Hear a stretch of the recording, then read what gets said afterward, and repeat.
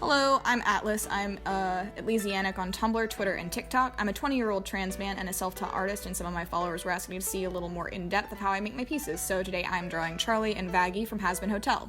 I usually use some kind of reference for my poses, either made by myself or from Senshi stock. For this, I'm making my own pose using a free program called Design Doll, which I'll link in the description if you want to use it. This process is usually pretty tedious, especially with more than one model like this piece. I have Charlie on our right-hand side, so she needs to be a little taller than Vaggie on the left. After I'm happy with the pose itself, I go into the model settings and tweak the proportions a little bit to make sure I get everything in the right place when I trace this later. Remember kids, if it's your own pose, you can trace it all you want. When I do draw, I use Paint Tool size, so some of these instructions might not apply to every program, and I apologize for that. I start with my base sketch, which is strictly for the body shape. I color my sketches so it's easier for me to differentiate between the characters. Charlie is a pale pink and Vaggie is pale blue for this. My proportions aren't perfect, but when I draw Hazbin characters, I tend to exaggerate them a little more just to fit with how they look in the show. Once I'm done with my base sketch, I lower the opacity on it and change to a darker shade of the same color I was using before for details. I usually keep the heads, hair, and body on different layers until I'm satisfied, so erasing lines won't be as difficult. There are some characters whose designs I have memorized, but for these two I have their character sheets pulled up to make sure I got everything right. This is usually the stage where I do a lot of resizing to make sure that my proportions aren't too out of whack. I try to avoid heads being too big or too small and limbs being too long or too short. At some point in this, Charlie's legs start getting kind of long, so I'll make those a little bit shorter and I'll resize her head so that it doesn't look as small next to Vaggie.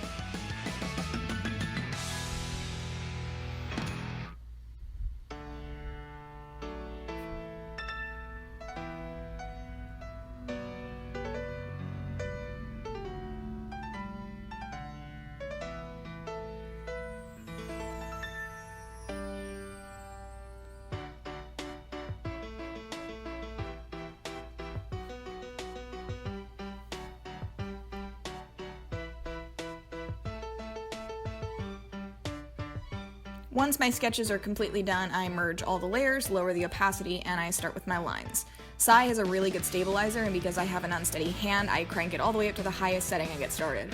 I'm not using it on this piece, but for some of my lines I also use Psi's line work layers, which lets you manipulate the lines after you're done drawing them. I like thicker lines, but the settings for my lining brush allow for the lines to be super thin with less pressure, so I can get some varied weight in there with very minimal effort on my part. I also tend to start with one person at a time because I have a very bad habit of forgetting where I've stopped.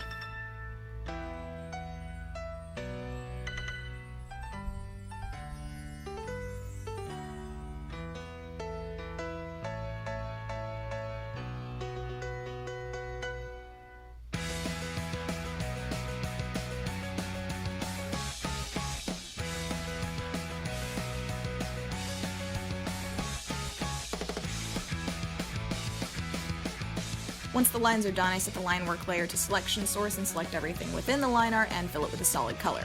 I'll turn this black later to fill in any small holes left behind by the selection tool.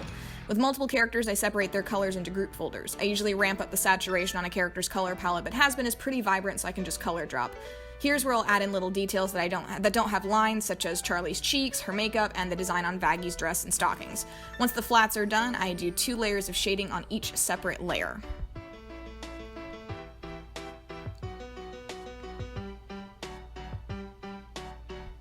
I color drop the base again and get my blending mode to shade, scribble on my colors, and then blend it out with my paintbrush setting. For skin and shiny surfaces, I also do an extra layer on Lumi and shade and buff that out to highlight the high points. I don't usually pay attention to a light source at this point in the process because if I use dynamic lighting, I do that at the end to make sure everything else looks three-dimensional. For hair and eye shines, I use a layer above my line art on Lumi and shade and add that in. Doing it above the line art makes it look a little bit less flat.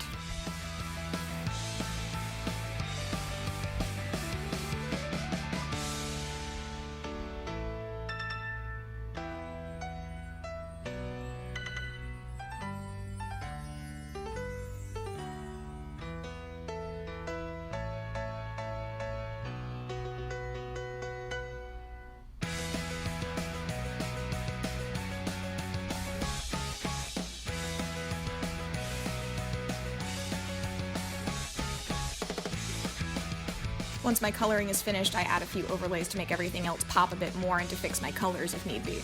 This step is usually what makes my art look really bright. Because Charlie and Vaggie have a pink and blue motif, I'm using these colors and purple to make sure they stay in the same color scheme together. For most of my simple pieces like this, I do a background with a solid color and a mock-up floor.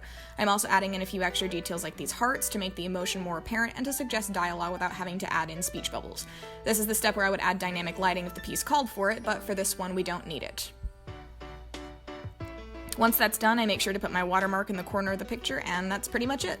I hope this helps you and shines a little light onto how I make my art. I'll put the links to Paint Tool, Sai, and Design Doll in the description if you want to use it, and make sure to hit me up on Tumblr if you have any other questions. You can also find me on Twitter for more art and TikTok for my cosplays. Thanks for watching, and don't forget to subscribe.